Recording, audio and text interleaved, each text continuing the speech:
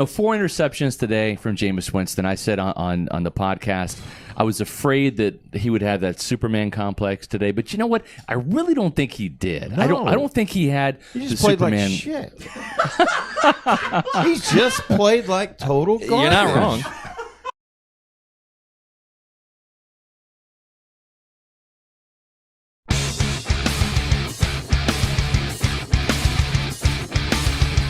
Tampa Bay Buccaneers from the 48-yard line. Second down, 13. Brady lobs one downfield. Caught ball by Gronkowski inside the 20 to the 15-10. Gronkowski to the 5 to the 4-yard line. Holy guacamole. Third down, 18. Dropping Gannon, looking Gannon. Throws up the middle. It's intercepted at the 40. Derek Brooks 30. Brooks to the 25, 20. Derek Brooks all the way. There it is. The dagger's in. Yeah. We're going to win the Super Bowl. Super Bowl, baby! This is the Big Nasty. Yeah, Big Nasty, Hall of Fame Tampa Bay Buccaneer fan, baby. This is Mike Allstott, Tampa Bay Buccaneers, and you're listening to the Cannon Fire Podcast. Cannon Fire Podcast, brother. You ain't listening, and you're missing out. Woo!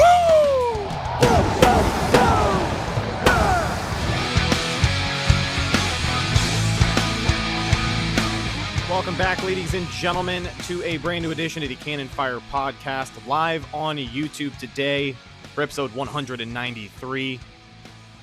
I'm your host, as always, Rhett Matthew, joined alongside me, my good buddy and co-host, Philly Bucs fan himself, Mr. Evan Wanish. Welcome back to the show, ladies and gentlemen. Before we go any further, to put it simply, the Tampa Bay Buccaneers community lost one of our own this week. Longtime Pewter Report writer and podcaster Mark Cook passed away at 50 years old. Mark was a very genuine part of the Bucs media beat for almost a decade and a half at Pewter Report. And at the end of the day, he was a very simple man, and he was a fan living the dream by covering his favorite football team. Mark was one of our very first guests on this show. It wasn't even the Cannon Fire Podcast at the time. It was a trial run of another sports podcast that we did, but we ended up doing a Bucs season preview, which ended up being, episode 0 of CFP. But Mark was a very, very big part of this little community that we have, and we lost a good one this week. We absolutely did. And, I'm not going to lie, it's difficult to sit down and do this episode, but if anybody knew Mark, you would know that, he would want the show to go on. He wouldn't want things to stop just for him. He wouldn't be feeling any sort of, he wouldn't want any sympathy or any pity placed upon him. So we're here, and he was like you said, he was an important part, a genuine part of what made Pewter Report and just covering the Buccaneers so special. And no matter who you were, he made time for you. Didn't matter if you were a big hot shot, or you were somebody who had just started watching football. If you had a question for him, he was always there for you. And he was going to answer it to the best of his ability. And he was a guy who just genuinely cared about his writing, cared about his family, cared about the people around him, and he'll be extremely missed. And like I said, it's tough, but yeah, again, he would want the show to go on. So here we are, getting ready to preview the Bucs' first preseason game, and it's tough to imagine, a Bucs season without Mark Cook. It really is. And his last game that he ever saw the Bucs play was he saw them live win the Super Bowl in their own stadium. And what a storybook ending. Yeah. Just there is no better ending to it. I don't really have the words to put it in right now, but it's a shock. It comes as a shock to all of us. And but we're here, and we're here to preview the Bucs Bengals game, and this episode will be dedicated to Mr. Mark Cook. Absolutely. And if you guys haven't already, Pewter Report, Scott Reynolds put out a Fab 5 article this morning just with a lot of Mark Cook stories, how those guys, first met up and started working together and the experiences that they had. It really does a great job of putting into words what a lot of people wish they could. Because as you said, it's just hard to do that. So make sure you guys check out that article. It really is a good one. It's a difficult read. When I read it about an hour ago, and it was tough to keep tears out. It really is a difficult read, but I think it's one that everybody should read, because it gives you an inside look of how that man actually was, and just it's everything you already knew he was, because he was an open book, and he'll be greatly missed. Yeah, one of the best to ever do it in the Bucs beat. He will be sorely missed, and his coverage as well. Just some of the most genuine. But yeah, man, we definitely lost a good one in Mark Cook. But ladies and gentlemen, as Evan and Mark Cook would intend as well, the show must go on. So here we are. Preseason is here. Week 1, the Buccaneers are going to be playing in Tampa against the Cincinnati Bengals. Joe Burrow will not be playing, that much we know. So, I I don't know. What kind of expectations do you bring into a preseason game is the big question, especially when it's this year of all years. When you're coming off of a Super Bowl title, we know that preseason doesn't matter, because it doesn't. But what kind of expectations do you bring in for the first series or two that you're going to see your starters out there? Bruce Arians addressed it a couple of times this week. He said Tom Brady and the other starters are going to be playing out there. He didn't exactly make it clear, if Tom Brady is going to be out there as long as the other starters. He was kind of cryptic on that end. Thomas said that he'll play no matter how long he's in the game. So we'll definitely see Tom Brady. I think that's a given at this point. But what are your expectations for the starters when you're going up against Cincinnati? I don't look at their team or their defense is a very strong matchup against Tampa Bay. So at the very least, you have to expect a clean drive, no penalties, and a score, right? I think that's what you carry into this, Justly. Yeah. I mean, I'll preface this with saying what happens in these preseason games does not matter. Right. It doesn't matter. Okay. I'll tell you right now, the coaches are not game planning for the Cincinnati defense. The Cincinnati defense is not game planning for the Tampa Bay offense, and vice versa. These preseason games are essentially the scrimmages that you see at training camp. They're just televised and in a stadium. Right. That's all they are. So, yeah, there's a few things that you can be concerned about. Obviously, the biggest thing is you want to be healthy, right? That's the main goal. It doesn't matter if you lose 56-0. You want to keep all your starters as healthy as possible. Because at the end of the day, you go 0-3 in the preseason, lose every game by 50 points. In a month's time, you'll be 0-0 again. So, then it counts for real. So, and I know we've seen some fan bases go off the deep end of like a perfect preseason. You remember when the Browns went 4-0 that one year? Well, the Lions went 4-0 the year they went 0-16. Right. They printed up T-shirts, preseason champions, and things like that. So I guess it's not hard to imagine some fans going off of the deep end if hypothetically the Bucs were to go 0-3 and lose 56-0 every single week, right? If they lose tomorrow night, there'll be fans saying Super Bowl hangover. I'm sure there will be. There will be. I don't know if those fans will be listening to this podcast, because we have some of the best listeners around. There's definitely gonna be some fans that I look at individual performance. I don't care about the final score. I do not care. Right. Like, I remember a few years ago, it was the same game. It was a game versus the Lions. And it was the same game that Adam Humphries had that kick six. You remember that? Oh, yeah. The Bucs were up like 24-0, and they ended up losing the game. Like, they blew the lead to lose the game. I didn't care. Okay, that proves to me, okay, the third stringers aren't as good as other teams' third stringers. Okay. If they're in the game in regular season, you're screwed anyway. Yeah. So, what does it matter? So, I don't know. Expectations, you'd like to see an opening drive score. Well, obviously, sure. The Bucs went out in Pittsburgh in the preseason opener in 2019. You were there. And they went down the field and opened the preseason with a score. I think you'd like to see at least some points. Even if just you want to see Ryan Suckup, you want to see how he performs. So you definitely want to see some some points on the board, whether it's a field goal or a touchdown, because of those individual performances. So we'll see what happens. But the main goal, just remember this: when you're watching the game, if they're getting blown out or not, the main goal is to keep everybody healthy. Yeah. And something else that I think Bucs fans will get a rare glimpse at this weekend, I don't know how heavily involved head coach is going to be in play calling on offense, but do we know if they're going into this game without Byron Leftwich? I do not know yet. Bruce Arians obviously has just said it's a personal thing with Byron. Mm-hmm. It was asked if it was COVID related. He said no, it is personal, just a personal matter.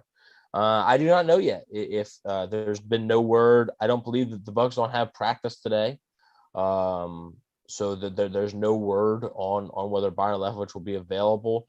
I'm sure we'll find out sometime tomorrow whether or not he will be able to be on the sidelines.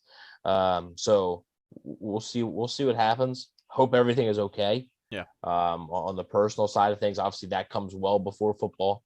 That's the first order of business. We'll see. I don't know. I mean, it's preseason. If Byron can't be there, maybe Bruce just calls the plays, and he just calls like 4 verticals every single time. Every I mean, you play, prefaced it. You said there's not a very intensive game plan, but it, just a rare sight if maybe Bruce does take the reins for a game because he can just call some of his favorite plays and see how guys run it, right? Yeah, I mean, these game plans are essentially almost like Madden playbooks, like like the Ask Madden thing. Like that and your playbook, that's essentially what this is. That's how the game planning goes. You basically just want to work on some things that you might try during the regular season. That's what it's for. Right. And shout out to our people in the live chat really quickly. Pete Payne, Zach Jarvis, Joel L. Rican, I believe I pronounced that correctly. G Vegas, the moderator, holding it down. Brian Shaw, Rich 0665. Thank you guys for being here. Everybody paying their respects to Mr. Cook. It is appreciated. If you'd like to hear our piece and you're here in our live audience, we opened up our show with it. But any feelings you guys have and you leave in the chat, it is more than appreciated as we remember Mark Cook today. Now, another question that I wanted to ask as far as this football game goes, expectations for the starters, not necessarily all the starters, but one guy in particular is Robert Hainsey. What are expectations for him, do you think? I'm going to be interested to see what capacity he shows up in, if he's even going to play, because I think he missed practice all week. Jordan Whitehead also had a new injury, so I don't even know if he'll play. They did release the first depth chart of the season a couple of days ago, but, status on Whitehead and Hainsey kind of up in the air. If Hainsey is out there, is he maybe going to get some reps with the starters after the first series? Like, I don't know. Offensive lineman, it's tricky because I don't know how long Ryan Jensen has to be out there, Yeah, I don't think Bruce said he isn't playing, so I'm assuming Jordan Whitehead and or Hainsey. Zach Jarvis says, sorry. Okay. Yeah, so I don't think Robert Hainsey's gonna play. Just preface that, Also, Jordan Whitehead definitely is not gonna play. Jordan Whitehead was doing even less activity than Robert Hainsey was. So but I mean, it'll be interesting to see because I think, also there was a transaction. They re-signed Earl Watford. So I think that's a big sign that I think, Robert Hainsey probably isn't ready to go, because I think Watford could probably play center if need be. It's a preseason game, so I think he probably could. John Molchen or Molchen, or I'm sorry if I mispronounced that. He was doing center this week, but the snaps weren't great. He didn't look great snapping the ball, so we'll see what happens. But I think you'll see Ryan Jensen with the starters. I don't really think I don't think there's going to be many overlap between the ones and the twos. Like, I don't think you'll see twos really mixed in with ones that much. Obviously occasionally there, but I wouldn't expect much overlap. And honestly, like, if we talked about the opening drive going down and get a touchdown, if the offense does that, Bruce might say, okay, that's enough. Right. Yeah. You've seen what you need to see. Yeah. That's going out there, getting 100% on the assignment, and then getting to take it easy. Yeah. Here's another question for you. Who returns punts first? Because I know we've been seeing in those punt drills, we see Scotty Miller and Jalen Darden predominantly. I don't know if we see Scotty return anything in preseason. I mean, that's kind of what Adam Humphries did, but he had a little bit more prominent role as a returner. So I don't know. Do you think it's Scotty or Jalen Darden out there first? Or is it neither of them, and maybe it's Jadon Mickens? I think they want to give Darden a shot. Okay. I think that's why they drafted him. So if I had to guess, they get Darden a shot. Zach Jarvis asked, "Wait, are the starters playing tomorrow?" I'd like to know because I'll be at the game tomorrow. They're expected to play at least a drive. Like you'll see them. I mean, you probably won't see them more than I think at most like 2 drives. But Brady probably gets like 2 or 3 pass attempts on the day, maybe. I think they're gonna air it out. You think so? Yeah. Okay. Yeah. Brady's not gonna want to just hand the ball off. I think Jalen Darden's going to be the guy. That's why they drafted him. They traded up for him. They really put a big emphasis on special teams this offseason. A lot of their draft picks were special teams players, whether that be coverage, but Darden was the fun one because Darden was the guy who had that potential as the returner. Finally might have a real threat back there to return. Even Scotty Miller, to me, he's not a threat. He's not a threat to overtake or to take one to the house, I should say. Like right. I just don't find him as a threat as a returner. Rich says Mickens is listed as a starter on the depth chart. I understand there's a depth chart out. That depth chart means nothing. The first depth chart of the season means absolutely nothing. It all depends on what they want to look at first. Right, just because you're cycling through so many groups. You've got your 1s, your 2s, your 3s, and then in the second half, maybe you're going to mix it up every now and again. Some guys getting extra reps that other guys don't get. You got to place them in a group, right? Like the depth chart, you got to order them somehow. So that's the order you came up with. We'll see what happens. I'd like to see Darden because he's, like I said, he's exciting. James is in the chat. Hello, James. Oh, what's up, Mr. Bucs Nation? Moderator holding it down.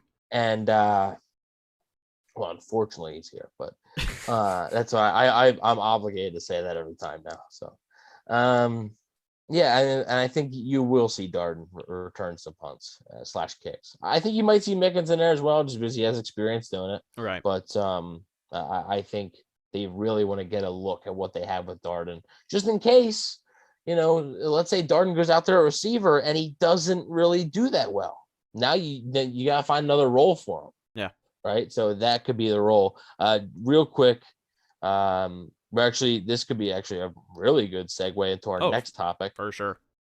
G Vegas asks, do we expect Trask to play more than a quarter? Well, the question I have for you, Rhett, and I'll answer it too, but I want to get your opinion first. Who's going to be the QB2 in this game? Who is going to be after Tom Brady leaves, after a drive or 2 drives? Who is going to be the next quarterback to trot out on the field? As much as I dislike it, because we know what to expect from this guy, we also know Bruce Arians' opinion on him. I think it's going to be the gift of Gabbert. Number 11 will make his way onto the field with the 2s after Tom Brady is on the bench. I don't think you'll see Brady getting benched for Gabbert. Man, right, yeah, a rough season. Right.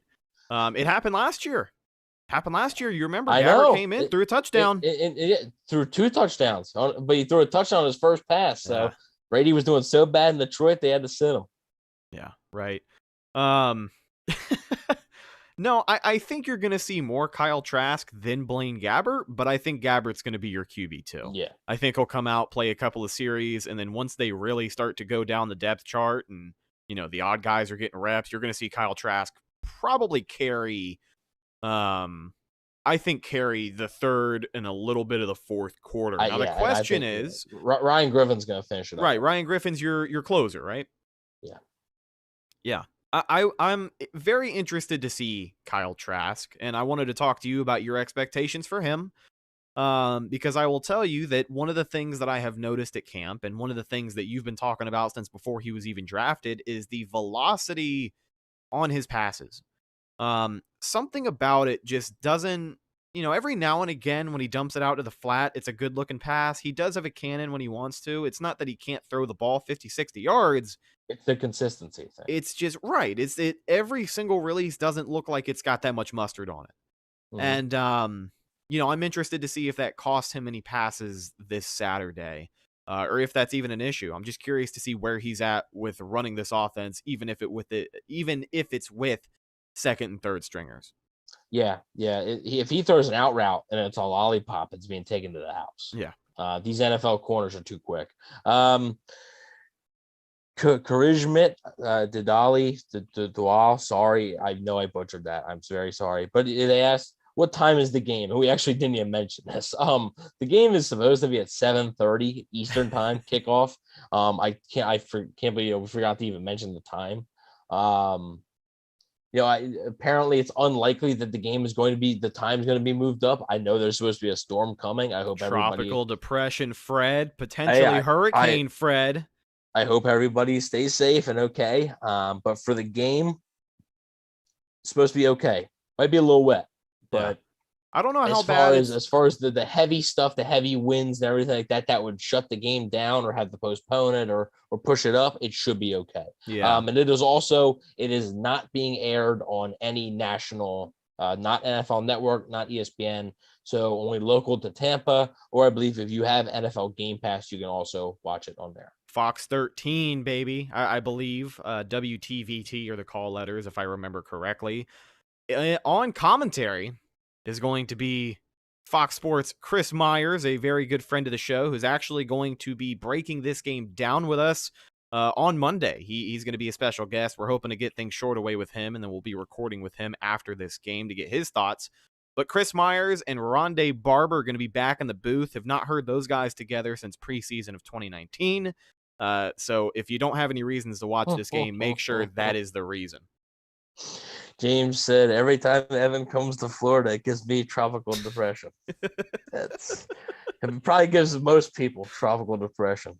You've just every time. Oh, WFLA. I'm sorry. I guess it's going to be on NBC. Every time I see James in the chat, I get tropical depression. So. Oh man. So let's talk about people are going to think there's like a real beef now. Yeah, people are going to think it's like a real rivalry. So let's talk about this potential weather. Let's say it's raining come kickoff. It's kind of nasty outside. I don't know how bad winds are, but rain is enough to slow you down just a little bit. Does that affect anything for the starters? Do we see some playing time get divided up a little differently if it's mucky and nasty out there and you got to risk Tom Brady slipping and falling? You might. You really might, especially a guy like Mike Evans who has a history with some bad field because of rain. Falcons game, slipped because the field was slippery because it rained earlier. So I think that would really impact it. Yeah. I think Bruce really wants to get the starters out there. It's all about staying healthy. But yeah, that's what if you go into week one missing 4 or 5 starters, but you went 3-0 in the preseason, big whoop. Yeah. Missing 4 or 5 starters. Okay, how's it going to feel when you start the actual season 0-1? Here's your trophy. Here's your banner. What does that matter? So I think if it's raining a little bit, I think the starters are still going to go out there. But if the field is messed up, they'll still play the game. But I don't know. You might see. I don't know if you'll see Brady. I think you'll see some of the starters, especially the offensive line, because there's less depth along the offensive line. I like those guys in the trenches. They can get mucky. I don't know. I think it would impact it. I'm curious to see how Ryan Suckup kicks, because this is obviously horrible kicking weather. Oh man, just brutal. And Jose Borregales as well. I'm not sure how many opportunities he's even going to get to kick. Obviously. It all depends on how many times they score too. If they put up a goose egg, nobody's kicking. So that would be very on brand. That just we have no answers to whether Ryan Succup's actually his confidence is growing, because they just don't ever get to attempt it. Oh man, that'd be rough. I mean, that'd be an even bigger conversation if they put up a goose egg and they have no attempts to actually kick a field goal. You know what I mean? We'd be talking about much more than the kicking game. Yes, but what if Ryan Griffin plays the entire second half and they just don't do anything? Right. Then it's less of a conference. Then it's okay, Ryan Griffin sucks. Let's go all the way back to the preface that Evan put on this episode. Preseason does not matter. Whatever happens in these games is not going to affect the regular season, but there are a lot of storylines that we're going to pay attention to. And I'm glad that you brought up Ryan Suckup, because I want to transition into who needs to really stand out in these early preseason games. There's a couple of guys that are on the bubble, a couple of position battles that have heated up, a couple of guys in some hot water, which I'm sure we'll talk about, but let's talk about Ryan Suckup and why he needs to have a good game. The backup, Jose, you said Borregales. Yeah. Yes. That's Jose Borregales. That's what James said. So. He had a great week at practice, to put it simply. We haven't seen him kick a whole bunch at training camp, but the kicking that he did do, he made the most of it. He was like, 6 for 6 and made one from 60 yards out. He was, I believe Pewter Report had 7 for 7 on Thursday morning. And he made one from 60. So, hey, I mean, like you said, though, he hasn't had too much experience, but he was a Miami Hurricane. So local boy. There you go. He's from Venezuela, actually. Look at that. So we got a little international. I think he's a lock for the practice squad. But, I mean, if Ryan Suckup really goes out there and struggles, I understand that they paid him a lot of money and it's guaranteed money. But, like, dude, if he struggles, I think he'll be on the team week 1 no matter what.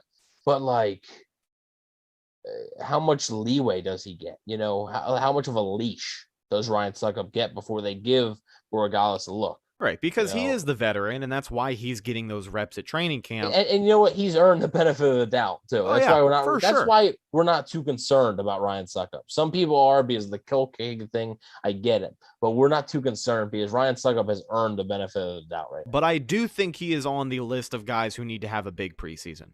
Sure. Yeah. I think, if over these 3 games he goes out there and he kind of shits the bed, you're going to be a little bit more concerned than you would if he has a perfect game in game 3.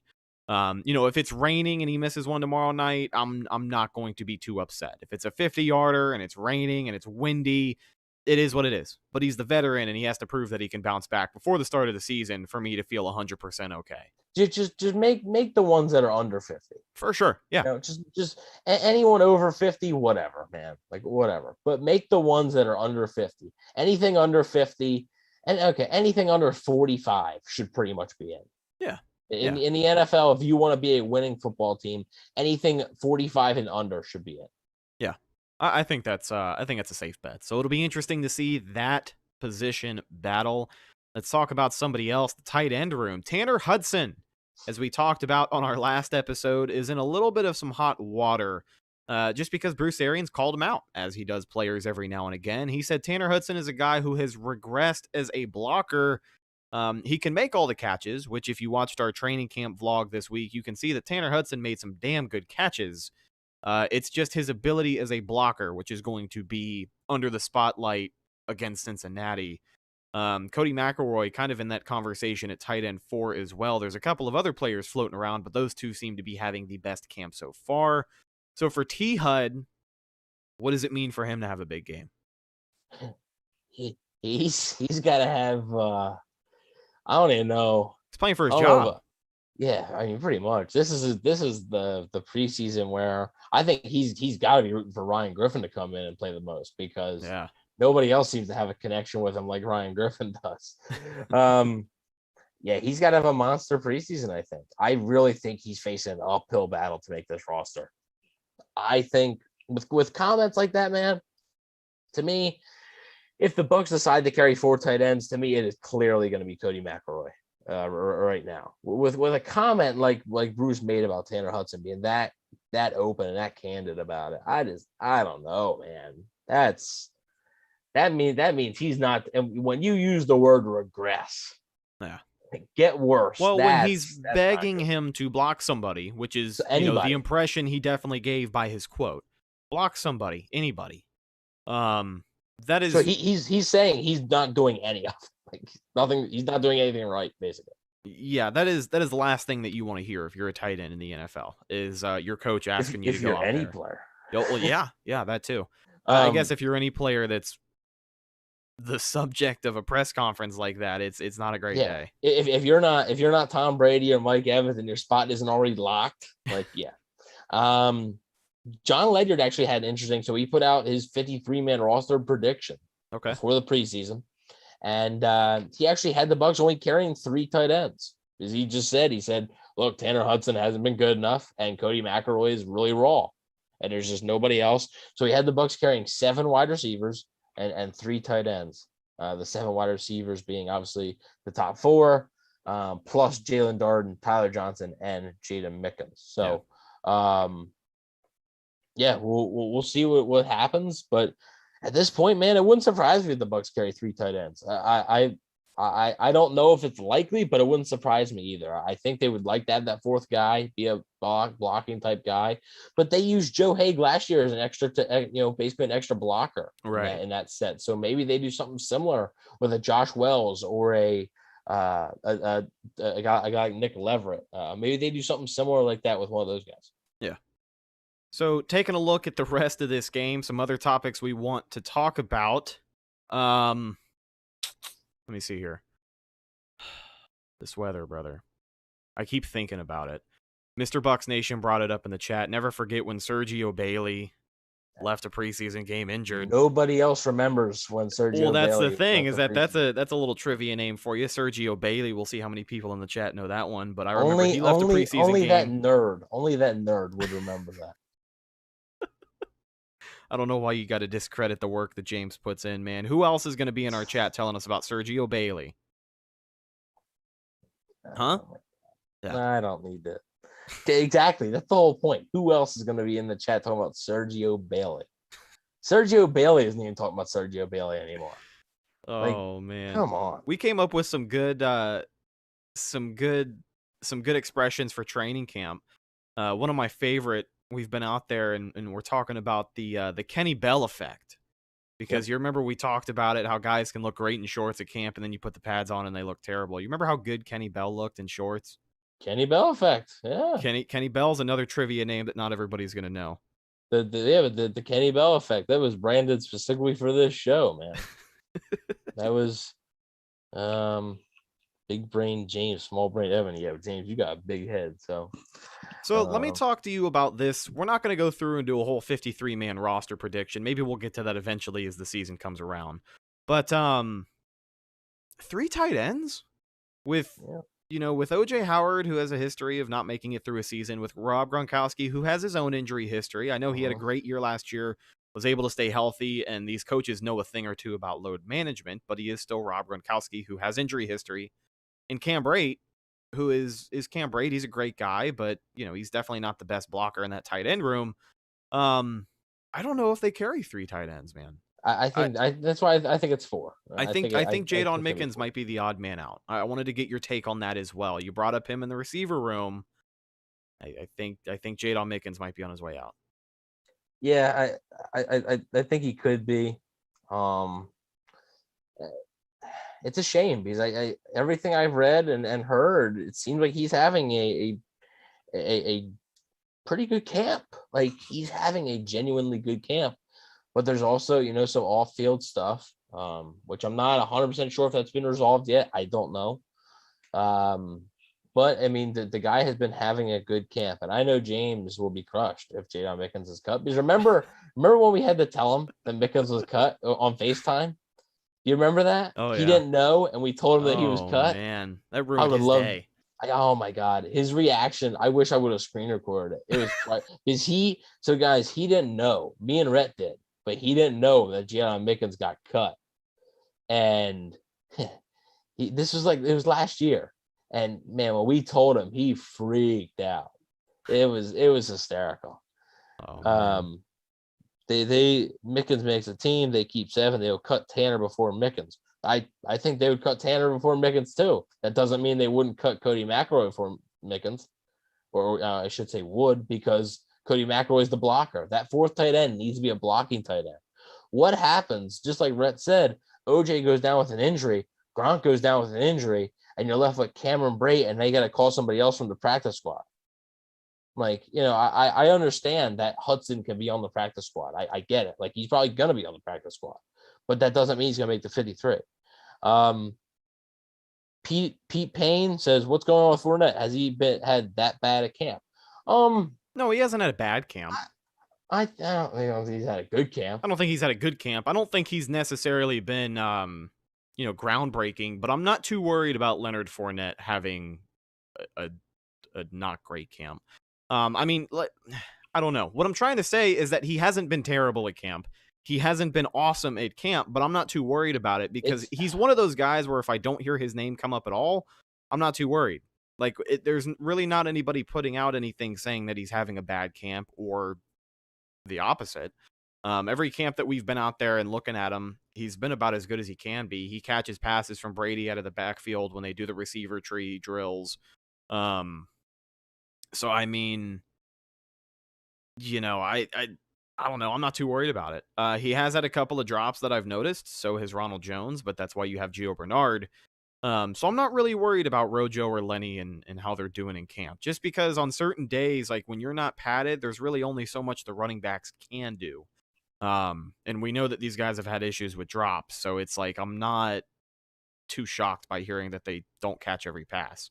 But I mean, unless you put the pads on and they're breaking tackles left and right, there's not a lot they can do. And the Bucs did not wear pads a lot this week. Well, Pete also says, will he make the roster? He's 100% 100%. He's on the roster. He's going to be the second running back, basically, because Gio Bernard is going to count as like the third down back. James says he would expect to see a lot of Vaughn, Procise, and Tremaine Pope in this game. Maybe CJ Procise. I mean, I didn't just mean to say his last name. I don't know. I think you might see Gio Bernard too, because I talked about this a few weeks ago. He getting acclimated with the offense. I understand he had a more normal offseason and training camp, but I still think that's valuable. Yeah. To be able to get acclimated to the offense. Hey guys, almost missed your pod way early. Deal me in. Well, we're almost done, but we've just been talking some preseason. We've been previewing the preseason game. We paid a tribute to our good friend Mark Cook. And we've just been having a fun time with the chat. So, like I said, I think Gio Bernard, I think he might play, especially since it's the Bengals, man. Like he's got to get his revenge on the Bengals. All right. Corey Fleming brought up a good point in chat. If Ross Cockrell is productive at safety, do you keep him at that position? And I definitely don't think you keep him there full time. But with the absence of Jordan Whitehead, are we going to see Ross Cockrell line up at safety more than corner in this particular game? Maybe, but as far as keeping the roster, I wouldn't carry four corners, or I wouldn't have Antonio Hamilton as my fourth corner and Nate Brooks as my fifth just to keep Ross Cockrell as a safety. Right. If he's able to play safety, great. But I think his natural position is still corner. He's still probably best at corner. I think he still probably is best at corner. So we'll see what happens. I think you might see him a little bit. I'm going to keep my eye on Mike Edwards as well, who's really that sort of competition. Pete asked, have we had any news on what Whitehead's injury is yet? No, we haven't. Arians has been really secretive with what it is, very vague, which tells me that it's not great. And he'll probably miss most of the preseason. Haven't heard if he's having an MRI or anything yet either. Do not know anything about the injury. Literally nothing about the injury other than he's not practicing. That's literally all we know. So yeah, that's pretty much gonna wrap. I mean, there's not much to talk about really with the first preseason games. You don't know what to expect. We'll have more notes on the second preseason game. We're previewing that one. That'll be after a few joint practices with the Titans. So those are always fun to cover, and probably the most competitive preseason game you're going to see out of the three, just because those guys have had a couple of days of practice to really get prepared. They just want to hit each other. They'll have 3 days before the actual game to just hit each other. We'll definitely have to wait and see, and it's just exciting that football's here though. Yeah. It is. We're going to see the Buccaneers suit up in their game day uniforms and play a game in their stadium. Which is definitely going to be white on whites. But oh, you think so? Yeah, 100%. It's at home. It's going to be at night under the lights. Why not? What better time to do the red and white? It's white on white. I need to see it at least once. You know it's going to be white on white. Do I? I'm still holding out for red and white. One of the last times they wore red on white was the Bengals preseason game. Yes, it was. That was Hargraves had his interception that game. Yeah. And I mean, the red and white in those uniforms definitely was the best combo, I think, with the red jersey. Yeah. Pete Payne says, do a score prediction. 3-0 Bucs. How's that?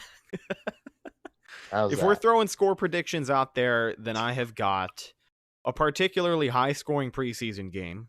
I think it's going to be a barn burner, and I've got the Bucs winning by 5 points, 21-16. Okay. Yeah, whatever. Actually, 24-16. I'll have it make it an 8-point game because I've got Ryan Suckup just going out there and killing it, bro. Okay. Yeah. I have a torrential downpour and the Bucs win 3-0. So. Ladies and gentlemen, every single week here on the podcast, we wrap things up with Evan's Take Bag, one of the newest segments on the show.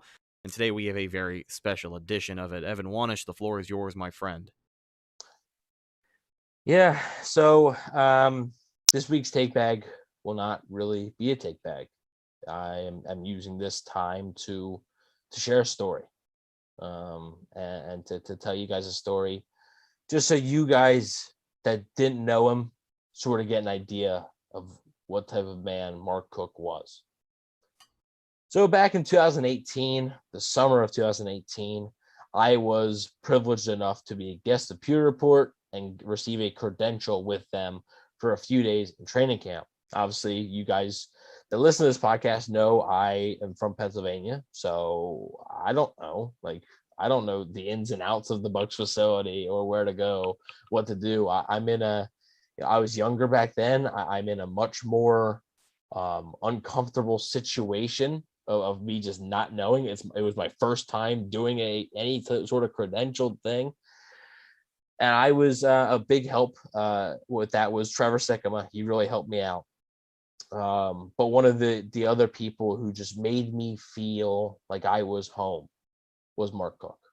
And I was incredibly nervous beforehand. I didn't want to mess anything up. I didn't want to step on anybody's toes. I wanted to just go in, do my job, cover the team, and get out. Mark made it fun. He was able to make you feel like you belong there. You were there. You put in the work. You're there. You belong there. And I met him. I was there for 3 days. I met him on my third day. And on that third day, after practice, there was an opportunity.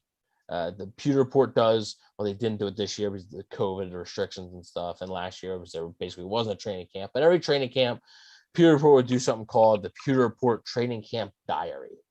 They would pick one veteran player and one rookie, and they would interview them 6 or 7 times during the training camp, the whole period of training camp, and get their thoughts on how things were going. Well, that year, the veteran was Bo Allen, and the rookie was Ronald Jones. That day just so happened to fall on the day that Mark Cook was interviewing Ronald Jones for the diary. Cook was kind enough to let me walk with him and interview Ronald Jones while he was going to work. And it was such a privilege to watch him work. It was an honor to watch Mark Cook go out and do what he did best, and that was cover this football team.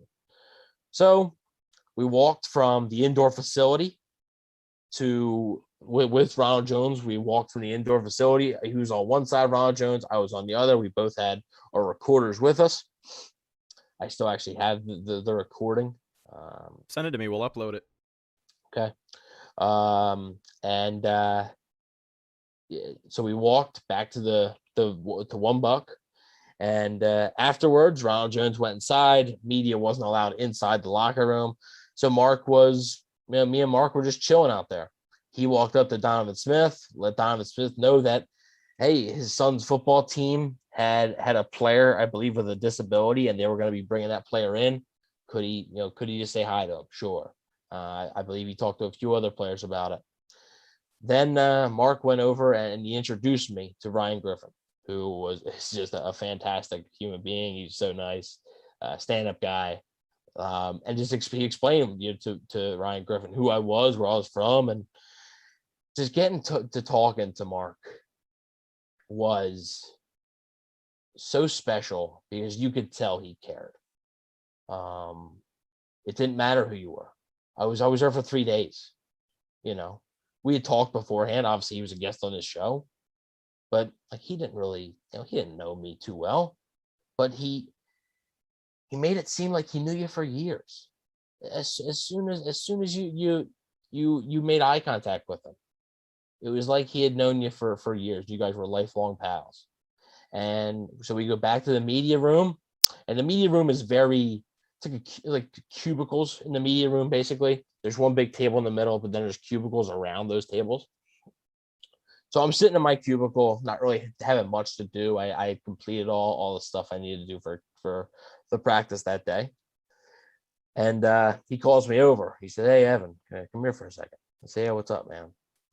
He had a bunch of these like media guides. And if you guys don't know what that is, it's when every game that's played, the media will get a media guide, which is information, all the information you can find on a Bucs player or the team that the Bucs are playing. It's all the information you can find. When they were drafted, how they were acquired, where they went to school, their stats last year, their stats the year before, different anything. storylines they're involved in. Like there's pages where it's, a snippet from a news article this week talking about how he did in practice that week, what they worked on. And that's why a lot of the times when you're watching a live football game, the commentator will say, "Oh, he sucked at practice this week, but they worked on this, this, and this." Yeah. It's because they got a piece of paper that has all of that information written down. It is the most in-depth guide to a game that you can get, and they give it out to the credentialed media. Yeah. And it's not something that really the general public can really get their hands on. And he said, "Look," he said, "I got all these media guides." He said, "I'm not doing nothing with them." And he said, "If you can take as many as you can carry." I was like, "Sure, man." I was like, "Absolutely." Like, thank you. Like they were older. They were from, I think, 2015, 2016.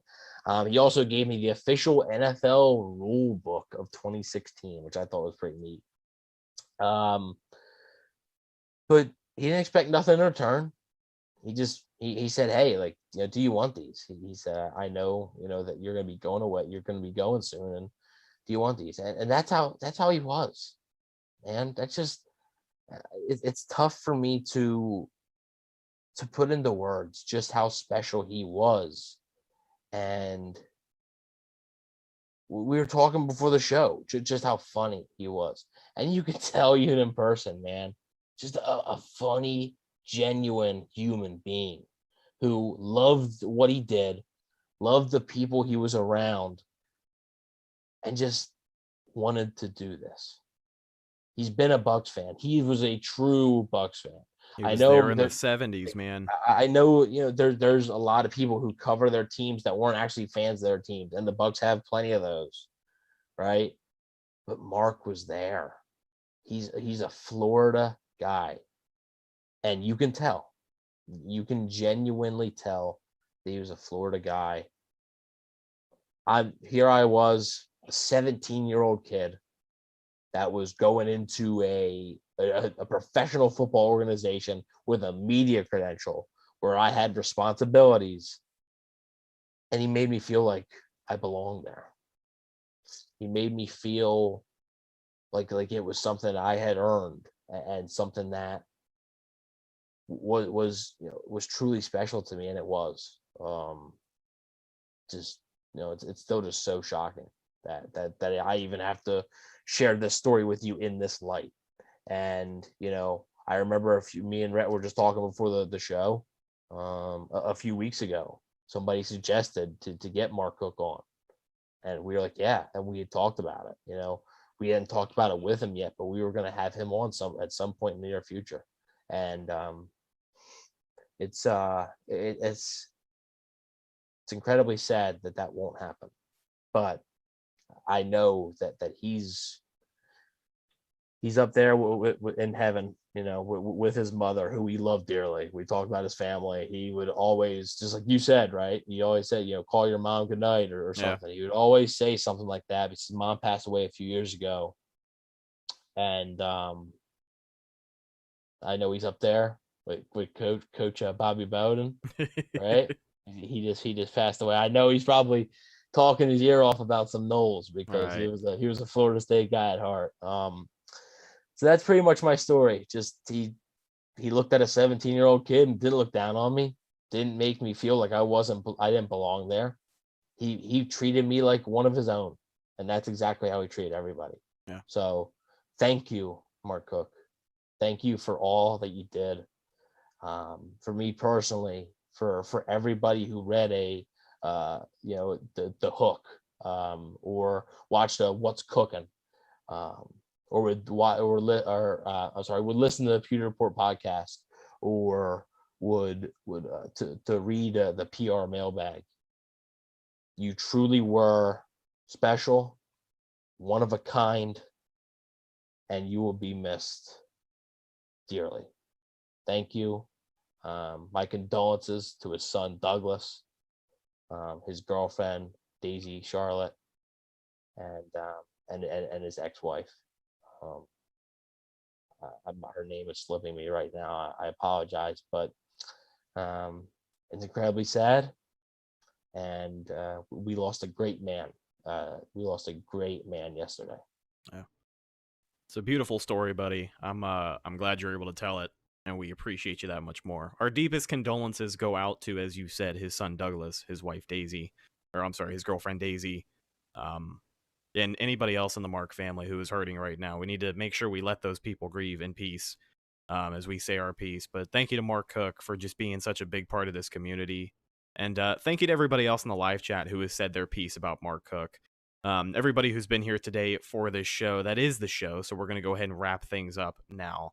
But thank you guys so much for checking out this episode of the Cannon Fire podcast live on YouTube today.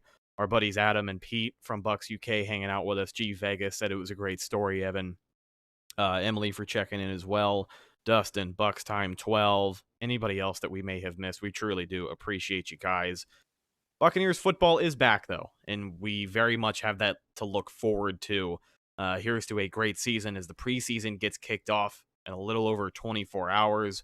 We're going to be talking to you guys after the game with Chris Myers of Fox Sports, who's going to be up in the booth giving you commentary, so it should be a good one. Make sure you follow the show on social media, Facebook, Instagram, and Twitter. All of those are Cannon Fire Podcast. Best place to go for updates on the show, and of course, Buccaneer news as it happens. Speaking of Bucs news as it happens, you can check out my co-host Evan on Instagram at Bucs_daily, the #1 Buccaneers fan page on Instagram. You can also find him on Twitter at EvanNFL. Last but not least, you can find myself on Instagram and Twitter at Rhettakus, RHETTAKUS. If you follow me, I will follow you back. But that is our show, ladies and gentlemen. We will talk to you after the game as we're joined by Chris Myers, who's going to be giving you all the action in the booth. Going to be a great conversation with him. Until next time, I'm your host, Rhett Matthew, signing off from my co-host, Evan Wanish. Thank you so much for listening to this episode of the Cannon Fire Podcast, brought to you by our friends over at BetOnline.AG. We'll talk to you next time. Go Bucs.